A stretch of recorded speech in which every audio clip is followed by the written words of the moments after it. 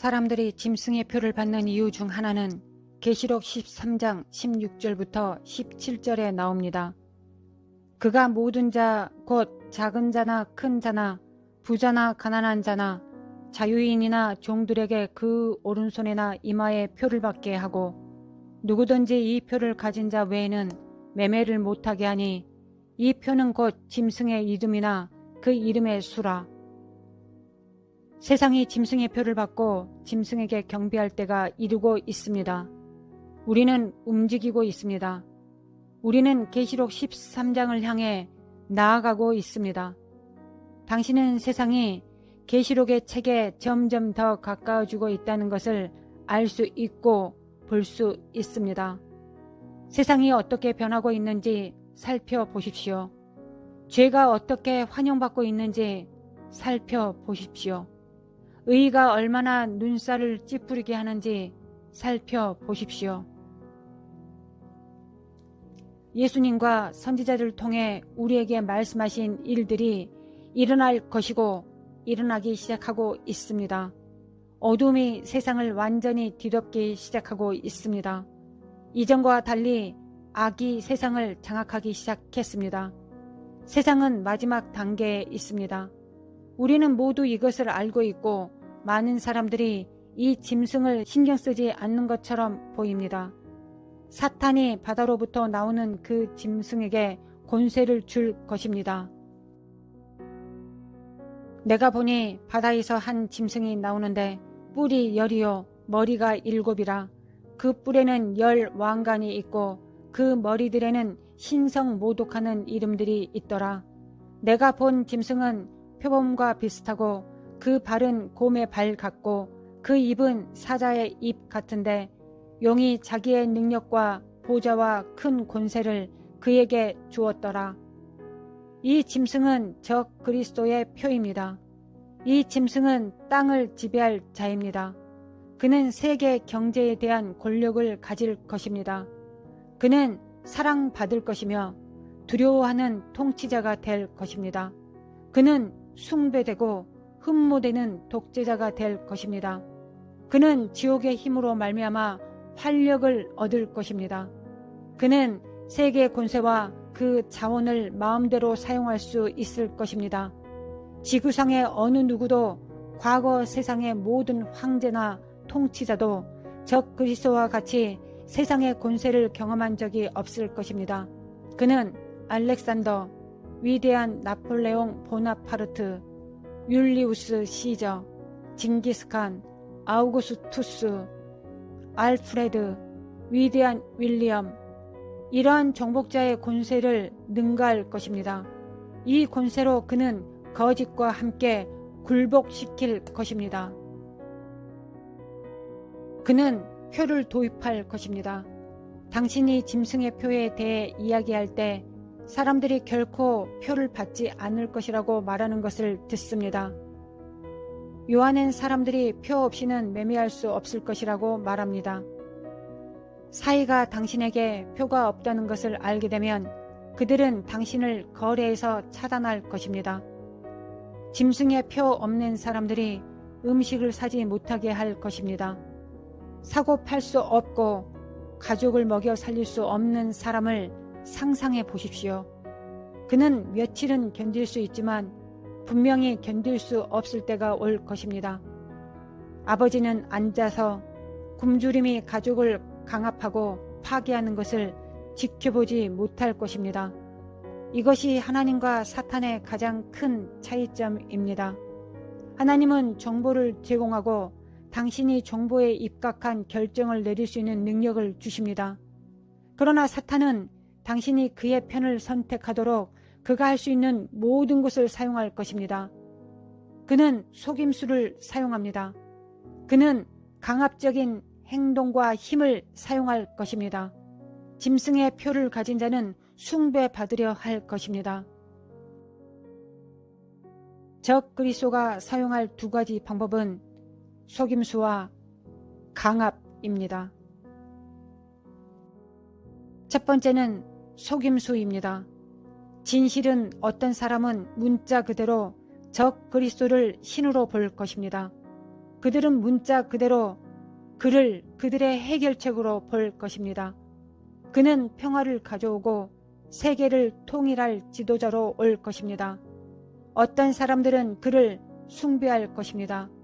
왜냐하면 이미 세상에는 인간을 숭배하는, 인간을 우상화하는 문화가 있기 때문입니다. 당신은 이 세대에서 유명인이 어떻게 숭배되는지 보지 못했습니까? 당신은 얼마나 많은 사람들이 그들의 방에 다른 사람의 포스터를 붙이고 콘서트에 가서 누군가의 이름을 외치는 것을 본 적이 있습니까? 그것이 바로 숭배하는 것입니다. 경기장에 있는 5만 명의 사람들이 무대에 있는 한 사람의 이름을 소리치고 노래하는 것을 본 적이 있습니까? 그것이 숭배입니다. 우리는 유명인을 숭배하는 문화에 살고 있으며 이것은 세상에만 일어나는 일이 아닙니다. 교회에서도 있습니다. 우리는 유명인 목사라는 용어를 점점 더 많이 듣고 있습니다. 어떻게 목사님이 유명인이 될 수 있습니까? 모든 경배를 예수님께로 향해야 합니다. 모든 경배는 주님께로 향해야 합니다. 그러나 우리는 사람들을 숭배하는 이러한 문화가 교회에도 스며드는 것을 허용하고 있습니다. 적 그리스도가 오면 그도 경배를 받을 것입니다. 세상은 지금 이미 그것을 준비하고 있습니다. 만약 당신이 사람에게 경배하고 있다면 당신은 어둠 가운데 행하고 있습니다. 계시록 19장 20절에 말씀합니다.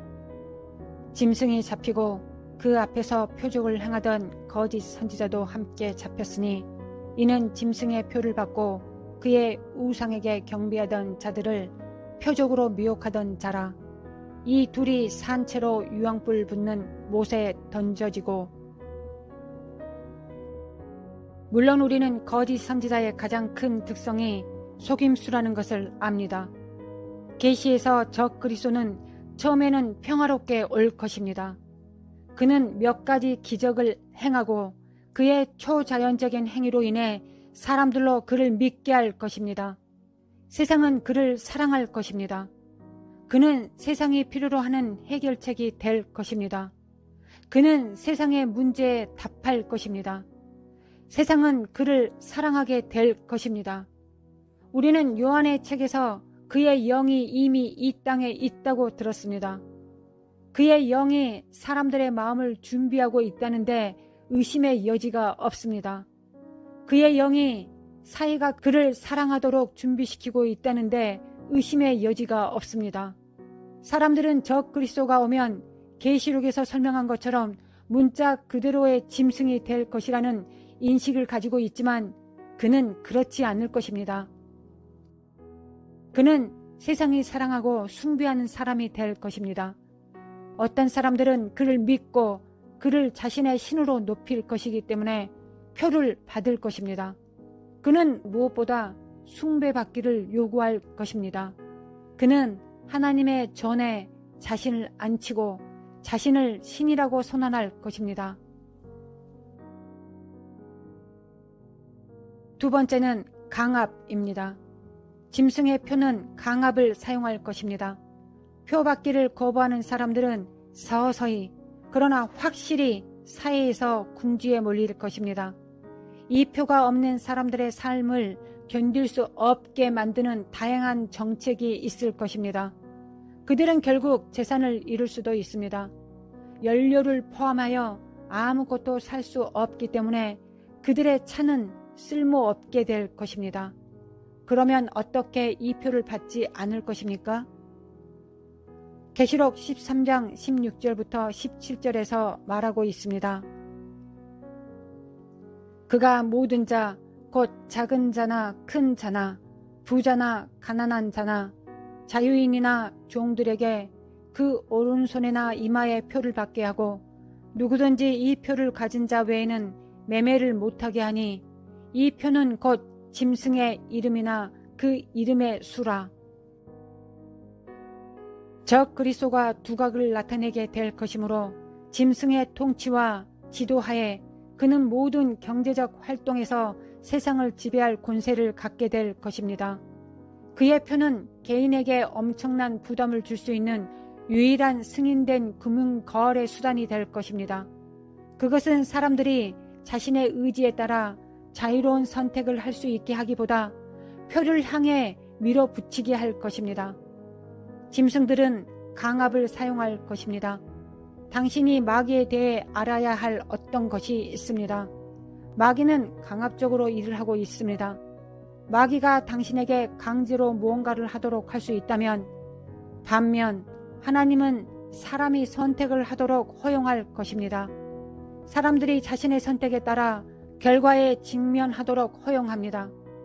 사람들이 짐승의 표는 하나님과의 영원한 분리를 의미한다는 것을 알고 있음에도 불구하고 그들은 여전히 짐승의 표 앞으로 나아갈 것입니다.